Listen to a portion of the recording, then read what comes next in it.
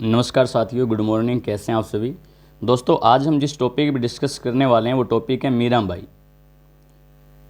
मीराबाई भोजराज की पत्नी राणा सांगा की पुत्र वधू मीराबाई जो कुड़की ग्राम पाली से, उनके बारे में डिस्कस करने वाले हैं।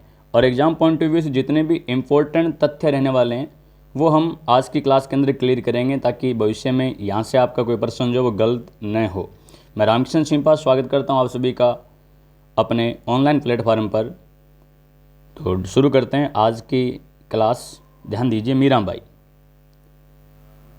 मीराबाई दोस्तों भक्ति काल की महान महिला संत थी। मैं शुरू करने से पहले आपको भक्ति शब्द के बारे में कुछ बातें बताने वाला हूं दोस्तों। ध्यान दीजिए, भक्ति शब्द जो है इसका सर्वप्रथम उल्लेख जो दोस्तों इसका सर्वप्रथम उल्लेख श्वेतर उपनिषद में मिलता है।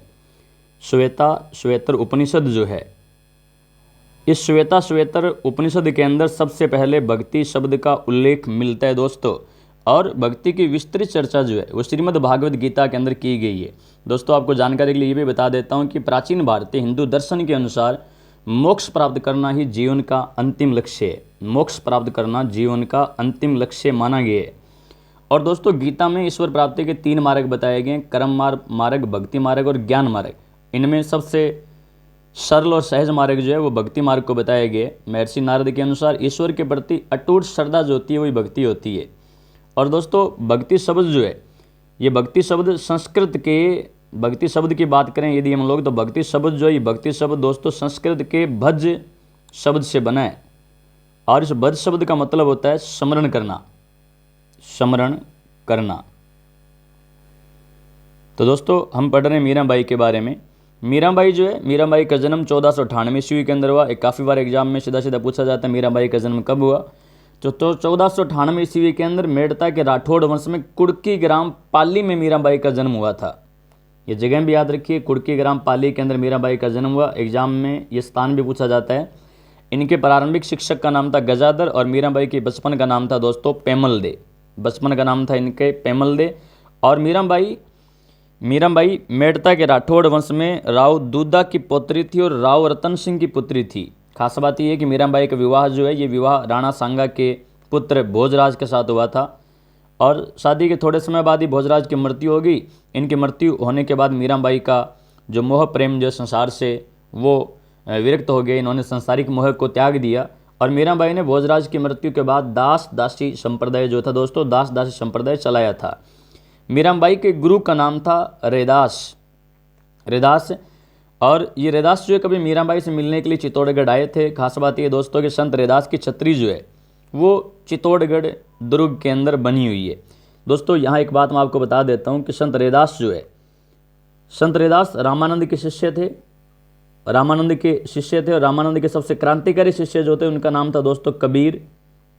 कबीर इनके सबसे क्रांतिकारी शिष्य थे। और कबीर ने संत रैदास को संतों का संत कहा है। संतों का संत। यदि आपसे पूछे कि कबीर ने संतों का संत किसे कहा है, तो संत रैदास जो है, संत रैदास को संतों का संत जो है वो कबीर के द्वारा कहा गया है।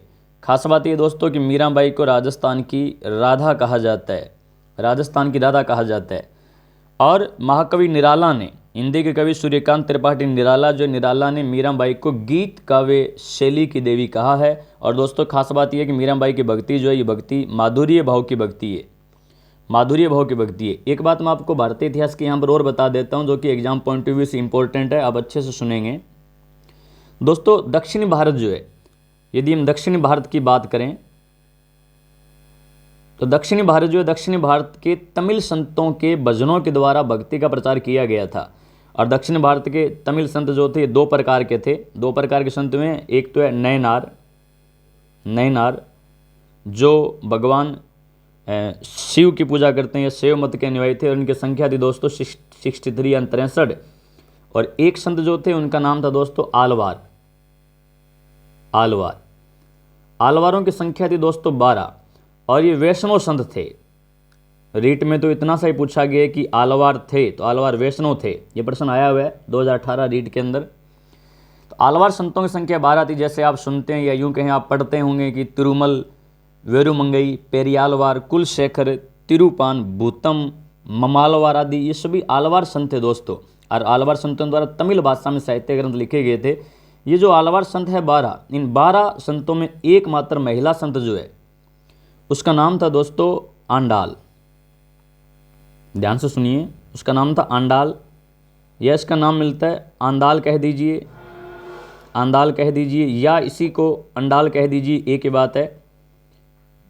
ये जो आंडाल जो है, इस आंडाल को दोस्तों दक्षिण की मीरा कहा जाता है। इंपॉर्टेंट है कि दक्षिण की मीरा किसे कहा जाता है, तो आलवार महिला संत जो आंडाल है, इस आंडाल को दक्षिण की मीरा कहा जाता है। तो ये बात आप अपने नोट्स के अंदर अच्छे से नोट कर लीजिएगा।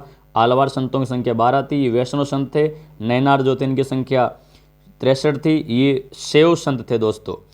चलिए हम जहाँ थे वहीं चलते हैं।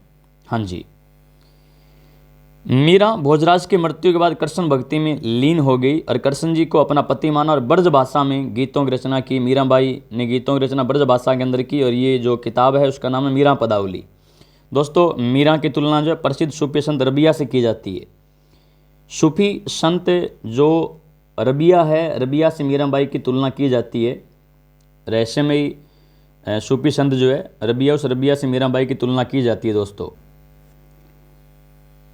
मीराबाई ने अपना अंतिम समय जो है, अंतिम समय दोस्तों द्वारिका गुजरात में गुजारा था और मीराबाई द्वारिका के रणछोड़ मंदिर में 1536 ईस्वी में कृष्ण प्रतिमा में विलीन हो गई थी। यदि रचना की बात करें मीराबाई की, तो मीरा पदावली, नरसिंहजीरो मायरो, ध्यान से सुनिएगा, नरसिंहजीरो मायरो ये रचना जो है, ये रचना मीराबाई के निर्देशन में रत्ना खाते के द्वारा लिखी गई थी।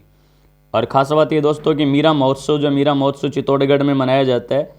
राजस्थान का पहला मीरा संग्रहालय जो है ये उदयपुर में है और मीरा पुरस्कार उदयपुर साहित्य अकादमी द्वारा दिया जाता है। तो एग्जाम पॉइंट ऑफ व्यू से जितने भी इंपॉर्टेंट तथ्य थे जो मीराबाई से एग्जाम में पूछे जाते हैं वो सारे हमने आज की क्लास के अंदर डिस्कस किए हैं। यदि आपको हमारी क्लास अच्छी लगी हो तो अपने फ्रेंड सर्कल के अंदर शेयर जरूर कर दीजिए और यदि आप नए हैं तो हमारे यूट्यूब चैनल को सब्सक्राइब कर लीजिए ताकि भविष्य में यदि कोई वीडियो अपलोड होगा तो आपको उसका नोटिफिकेशन जो है मिल जाएगा। मिलते हैं अगली क्लास में, तब तक के लिए दोस्तों जय हिंद, जय भारत, धन्यवाद।